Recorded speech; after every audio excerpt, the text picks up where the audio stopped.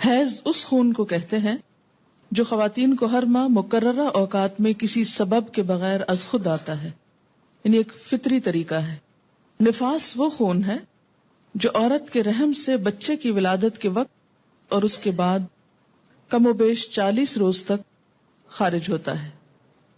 یاد رہے کہ شریعت میں حیض اور نفاس کے احکام ایک جیسے ہیں۔ حیض کے دنوں کی تعداد مقرر نہیں، کسی ماہ کم کسی ماہ زیادہ دن ہو سکتے ہیں، اسی طرح مختلف لوگوں کی عادت مختلف ہو سکتی ہے۔ حضرت عائشہ رضی اللہ تعالی عنہا سے روایت ہے کہ نبی اکرم صلی اللہ علیہ وسلم نے فرمایا، جب حیض آئے تو نماز چھوڑ دو، اور جب ختم ہو جائے تو غسل کر لو اور نماز پڑھو۔ اسے نسائی نے روایت کیا ہے۔ حالت حیض میں عورت کا جسم اور کپڑے دونوں پاک ہوتے ہیں، یعنی جسم، اس میں کوئی بظاہر ناپاکی نہیں ہوتی۔ مثلاً ہاتھ پاک ہے، اگر عورت آٹا گوندنا چاہے تو آٹا ہاتھوں سے ناپاک نہیں ہو جائے گا۔ اگر پانی پیے تو اس کا بچا ہوا پانی ناپاک نہیں ہوگا۔ اگر کسی چیز کو چھو لے تو وہ چیز ناپاک نہیں ہوگی۔ جس بستر پہ سوتی ہے اس بستر کو دھونے کی ضرورت نہیں، جو کپڑے پہنتی ہے ان کپڑوں کو دھونے کی ضرورت نہیں، الا یہ کہ کوئی ظاہری نجاست ساتھ لگ جائے۔ حیض کی حالت میں عورت کا بوسہ لینا جائز ہے۔ حضرت میمونہ رضی اللہ تعالی عنہا فرماتی ہیں کہ رسول اللہ صلی اللہ علیہ وسلم اپنی ازواج مطہرات سے بوس و کنار فرما لیا کرتے تھے، حالانکہ وہ حالت حیض میں ہوتی۔ اسے مسلم نے روایت کیا ہے۔ حائضہ سے صحبت کرنا منع ہے، یعنی انٹر کورس منع ہے۔ غسل سے پہلے حائضہ سے صحبت کرنا منع ہے، خواہ ایام حیض کی مدت کم ہو یا زیادہ۔ دوران حیض صحبت کرنے کا کفارہ 1 دینار 4 گرام سونا ہے، جبکہ حیض ختم ہونے لیکن غسل سے قبل صحبت کرنے کا کفارہ نصف دینار 2 گرام سونا صدقہ کرنا ہے۔ حضرت ابو ہریرہ رضی اللہ تعالی عنہ کہتے ہیں کہ رسول اللہ صلی اللہ علیہ وسلم نے فرمایا، جو شخص حائضہ سے صحبت کرے یا عورت سے دبر کے راستے سے صحبت کرے، عمل قوم لوط کی طرح، یا نجومی کے پاس قسمت کا حال معلوم کرنے آئے، تو اس نے گویا محمد صلی اللہ علیہ وسلم پر نازل شدہ تعلیمات کا انکار کیا۔ اسے ترمذی نے روایت کیا ہے۔ حضرت عبداللہ بن عباس رضی اللہ تعالی عنہ سے روایت ہے کہ رسول اللہ صلی اللہ علیہ وسلم نے غسل حیض سے قبل اپنی بیوی سے صحبت کرنے والے آدمی کے بارے میں فرمایا کہ وہ 1 دینار 4 گرام سونا یا نصف دینار 2 گرام صدقہ کرے۔ اسے ابو داؤد نے روایت کیا ہے۔ اس سے دراصل عورت کے حقوق کو پروٹیکٹ کیا گیا ہے، کیونکہ عورت اس حالت میں بیماری کے زیادہ قریب ہوتی ہے صحت کی نسبت، اور کئی قسم کی میڈیکل کمپلیکیشنز کا بھی احتمال ہو سکتا ہے دونوں کے لیے، اس لیے منع کیا گیا۔ اور صدقہ اس لیے رکھا جاتا ہے تاکہ انسان اس ڈر سے کہ پیسے جائیں گے، کیونکہ پیسے کا جانا زیادہ تکلیف دہ ہوتا ہے بعض اوقات، یا پینلٹی یا جرمانہ یا فائن کہہ لیں، تو اس لیے یہ ایک طرح سے روکنے کا سبب بنایا گیا۔ حائضہ طواف کے علاوہ باقی سارے مناسک حج ادا کر سکتی ہے۔ باقی مناسک حج کیا ہیں؟ مثلاً احرام پہننا، اسی طرح عرفات جانا، مینا جانا، کنکریاں مارنا، یہ تمام چیزیں درست ہیں، لیکن طواف نہیں ہو سکتا۔ شروع میں صحیح ہو سکتی تھی، لیکن چونکہ اب وہ مسجد کا حصہ ہو گئی ہے اس لیے صحیح کرنا بھی درست نہیں۔ حائضہ نماز پڑھ سکتی ہے، نہ روزہ رکھ سکتی ہے، یعنی نہ نماز پڑھ سکتی ہے نہ روزہ رکھ سکتی۔ تو اب کتنی چیزیں منع ہو گئی؟ طواف، نماز، روزہ۔ حیض شروع ہوتے ہی روزہ ختم ہو جاتا ہے، خواہ سورج غروب ہونے سے 1 لمحہ ہی پہلے کیوں نہ آئے۔ حیض کی وجہ سے روزہ ختم ہونے کے بعد کھانا پینا جائز ہے، البتہ روزہ کی قضا ضروری ہے۔ حائضہ کے لیے روزہ کی قضا ہے، نماز کی نہیں۔ ہمارے یہاں عام طور پر یہ خیال پایا جاتا ہے نا کہ اگر پیریڈز آ بھی جائیں تو روزہ نہیں توڑنا چاہیے اور کچھ کھانا پینا نہیں چاہیے، اس دن کا ہو جاتا ہے۔ یہ خیال غلط ہے۔ دوسرا یہ کہ یہ کہا جاتا ہے کہ چلیں اگر نہیں کھائے پیئیں گے تو روزے کا ثواب مل جائے گا، ایسی بھی کوئی بات کہیں نہیں لکھی ہوئی۔ جب روزہ ہوا ہی نہیں تو ثواب کائے کا ملا؟ ناپاک حالت میں روزہ رکھنے کا یہ ثواب ہے، الٹا گناہ ہے۔ یعنی ناپاکی میں کس نے روزہ رکھنے کو کہا؟ اور جب روزہ ہی نہیں تو کھانا پینا کیوں حرام کر لیا اپنے اوپر؟ یہ دین میں خود ساختہ پابندیاں ہیں۔ بہت سے لوگ بسا اوقات عورتوں کو پرووک کرتے ہیں یہ کہہ کر، دیکھو اسلام نے تمہارے ساتھ کیسی زیادتی کی، اور اسلام میں تو عورت کو کوئی حیثیت ہی نہیں دی گئی، اس کے دین میں بھی نقص بتایا گیا۔ تو نقص اور نقصان کمی کے لیے ہے، کسی عیب اور خرابی کے لیے نہیں۔ اب آپ دیکھیے کہ نماز میں تو کمی ہوتی ہے، لیکن اس وقت میں جو ایک تکلیف کی یا اذیت کی کیفیت ہوتی ہے اس کا صلہ بھی ملتا ہے، کیونکہ اللہ تعالیٰ نے لکھ دیا نا یہ.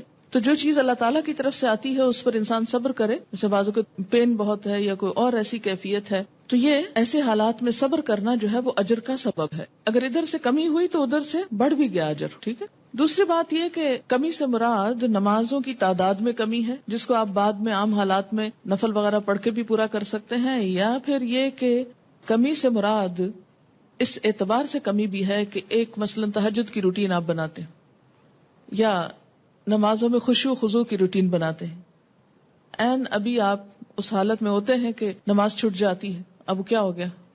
نہ صرف یہ کہ وہ چند دن نمازوں کی کمی ہوئی، بلکہ دوبارہ ایک اچھی حالت میں آنے کے لیے، دوبارہ سے نئی عادت بنانے کے لیے پھر ایک مشکل پڑ جاتی. تو بعض اوقات لوگ نماز ہی چھوڑ دیتے ہیں، بمشکل عادت پڑنے لگتی ہے کہ چھٹی ہو جاتی ہے اور چھٹی ہوتے ہی پھر چھٹی کر لی جاتی ہے ساتھ. تو یہ ایک انسانی نفسیات بھی ہے. اس سے پھر دین میں پیچھے رہنے کا اندیشہ ہوتا ہے. یہ بتا کے الارم کیا گیا ہے، نہ کہ کوئی عیب بتانا مقصود ہے. کہ اگر آپ کو یہ بتایا جائے کہ آپ کے بزنس میں یا فلاں چیز میں کمی ہو جاتی ہے اس چیز سے، تو آپ کیا سوچتے ہیں؟ بزنس چھوڑ دوں، کام ہی چھوڑ دوں؟ نہیں، آپ سوچتے ہیں اچھا اس کمی کو پھر اور کہاں سے پورا کروں. کسی بھی چیز میں جب کسی بھی چیز کی کمی کا سبب بنتا ہے اور اس کو بتایا جاتا ہے یہ کمی ہونے لگی ہے. مثلا اگر کسی کو بتایا جائے کہ مارکیٹ میں فلاں پروڈکٹ نہیں آ رہی ہے جس کی وجہ سے فلاں کی سیل پر اثر پڑ جائے گا اور ایک دم کمی ہوگی، بزنس ڈاؤن ہوگا، تو انسان مایوس ہو کے بیٹھ نہیں جاتا، بلکہ کچھ اور سٹرگل شروع کرتا ہے کہ کسی اور طریقے سے کمی پوری کی جائے. تو یہاں بھی جب یہ بتایا گیا کہ میں نقصان دین ہے، تو اس کا مطلب یہ ہے کہ اس کمی کو کسی اور طریقے سے پورا کیا جائے. یہ ایک خیرخواہی بھی ہو سکتی. اگر کوئی عورت رمضان میں فجر کی اذان سے پہلے حیض سے پاک ہو جائے اور غسل کا وقت نہ ہو تو پہلے روزہ رکھ کر بعد میں غسل کر سکتی. لیکن اگر اذان کے بعد پاکی ہوئی ہے، یعنی بعد میں بھی اسپاٹ لگا ہے اور سورج نکلنے کے بعد آپ پاک ہو رہے ہیں اور نہا رہے ہیں اور روزہ آپ صبح سے رکھ چکے ہیں، تو وہ روزہ نہیں ہوتا. کپڑے پر حیض کے خون کا داغ لگ جائے تو اتنی جگہ دھو کر اسی کپڑے پر نماز ادا کی جا سکتی. حائضہ کے لیے مسجد میں ٹھہرنا جائز نہیں، البتہ گزر سکتی. حالت حیض میں جائے نماز کو ہاتھ لگانا، جائے نماز پر بیٹھنا، ذکر کرنا اور تسبیح اور تحلیل نیز دعا وغیرہ کرنا جائز ہے. کیونکہ بعض اوقات لوگ تسبیح نہیں اٹھاتے یا جائے نماز نہیں اٹھاتے، تو یہ بات درست نہیں. حضرت ام عطیہ رضی اللہ تعالی عنہا سے روایت ہے کہ رسول اللہ صلی اللہ علیہ وسلم نے حکم دیا کہ دونوں عیدوں کے دن ہم حیض والی اور پردہ نشین یعنی تمام عورتوں کو عیدگاہ لائیں تاکہ وہ مسلمانوں کے ساتھ نماز اور دعا میں شرکت کریں. البتہ حیض والی عورتیں نماز نہ پڑھیں. اسے بخاری اور مسلم نے روایت کیا ہے. عید کے موقع پر نماز کے لیے سب کو نکلنے کا حکم دیا گیا، جس میں حیض والی اور پردہ نشین عورتوں کو بھی کہا گیا کہ نکلیں. جو کبھی نہیں نکلتی وہ بھی نکلیں تاکہ مسلمانوں کے ساتھ نماز اور دعا میں شرکت کریں. البتہ حیض والی عورتیں نماز نہ پڑھیں. تو اس سے کیا پتہ چلتا ہے کہ عیدگاہ تک جانا، وہاں بیٹھنا اور دعا میں شریک ہونا ایسی عورتوں کے لیے بھی جائز ہے. حیض کا خون نہ لگے تو حائضہ کے کپڑے پاک رہتے ہیں جنہیں دھوئے بغیر نماز پڑھی جا سکتی. حائضہ کا دوپٹہ یا چادر اوڑھ کر دوسری عورت نماز پڑھ سکتی. حیض سے پاکیزگی حاصل کرنے کے بعد اگر خاکی یعنی براؤن یا زرد یعنی یلوش پانی خارج ہو تو دوبارہ غسل کرنے کی ضرورت نہیں. حیض سے پاکیزگی حاصل کرنے کے لیے بے جا عجلت اور بے جا تاخیر دونوں سے کام نہیں لینا چاہیے. بے جا عجلت کا کیا مطلب ہے کہ انڈیو جلدی، یعنی ہے کب پاک ہوگی، کہیں نماز نہ چلی جائے، کہیں روزہ نہ چلا جائے. اچھا نہا لی، پھر دیکھا کہ ابھی تو نہیں پاک ہوئے، پھر نماز چھوڑ دی، پھر روزہ توڑ دیا، پھر نہا لیے. تو یہ کھیل نہیں بنانا چاہیے اس کو. اسی طرح بے جا تاخیر کے پاک بھی ہو چکے ہیں لیکن نہا ہی نہیں رہے، محض سستی کے مارے کہ اچھا ایک دو نمازیں اور چھوڑ لیں، آرام کر لیں، تو ایسا نہیں کرنا چاہیے. غسل حیض میں تاخیر ہونے پر قضا نمازیں ادا کرنا چاہیے. یعنی اگر کسی وجہ سے پانی ختم ہے، پانی نہیں ہے، یا کئی سفر کی حالت میں ہے کہ ٹائم پہ نہیں پہنچے آپ کہ نہا سکیں، یا کوئی وجہ بن گئی، یعنی جان بوجھ کے نہیں ہو گیا ایسے، تو پھر کیا ہے، جب نہا چکے تو پچھلی نماز لوٹائیں. مستحاضہ حسب عادت ایام حیض کے بعد غسل کر کے نماز پڑھیں. مستحاضہ کون ہوتی؟ حیض کے علاوہ جو بلیڈنگ ہوتی ہے بیماری کے طور پر، وہ استحاضہ کہلاتی ہے. یعنی سارا مہینہ سپاٹنگ ہوتی رہتی ہے.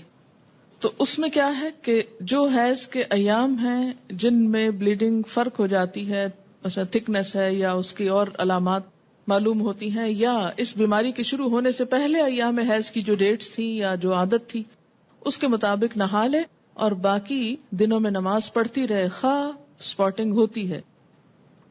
حضرت عبداللہ بن عباس فرماتے ہیں کہ مستحاضہ غسل کر کے نماز پڑھے خواہ ان کی ایک گھڑی باقی ہو، مثلاً سورج غروب ہونے میں 5 منٹ ہے اور اب وہ نہا کر نکلی تو پڑھے اثر۔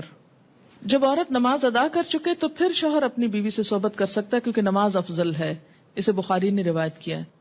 حائضہ پاکیزگی کی حالت میں جس نماز کے اول یا آخر وقت میں سے ایک مکمل رکعت ادا کرنے کا وقت پالے اس وقت کی قضا نماز اسے ادا کرنی چاہیے۔ مثلاً ظہر کی اذان ہو چکی، آدھا گھنٹہ گزر گیا، آپ نماز پڑھنے جا رہے تھے، پتہ چلا پیریڈز ہو گئے، اب نماز تو نہیں پڑھ سکتے، لیکن چونکہ وقت نماز کا داخل ہو چکا تھا اس لیے یہ نماز آپ کی ذمہ ہو گئی۔ اب جب آپ پاک ہوں گے تو یہ نماز دہرائیں گے۔ اور اسی طرح اگر عصر کا وقت مثلا ختم ہونے سے آدھا گھنٹہ پہلے پاکی حاصل کی، اب نہانے میں 20 منٹ لگ گئے، 10 منٹ باقی ہیں، اور جتنی دیر میں مصلی بچھایا مغرب کی نماز ہو گئی۔ بعض اوقات ایسا نا سردی ہوتی ہے، دروازے بند کرتے جائے نماز بچھاتے کرتے ٹائم ہو جاتا ہے، اتنے میں اذان ہوگی، اب مغرب پڑھ کے کیا کرے؟ عصر قضا پڑھے۔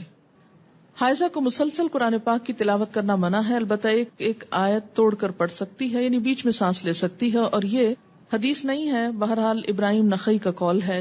حضرت ابراہیم نخعی کہتے ہیں کہ حائضہ قرآن مجید کی ایک آیت پڑھ لے تو کوئی حرج نہیں، اسے بخاری نے روایت کیا ہے۔ یعنی اس معاملے میں علماء اور فقہاء کے درمیان اختلاف ہے، بعض کہتے ہیں کہ آیت میں سانس لے لے بیچ میں، کٹھی نہ پڑھے، اور بعض یہ کہتے ہیں کہ اگر پڑھ لے تو حرج کوئی نہیں ہے، کیونکہ کسی صحیح حدیث میں منع نہیں کیا گیا۔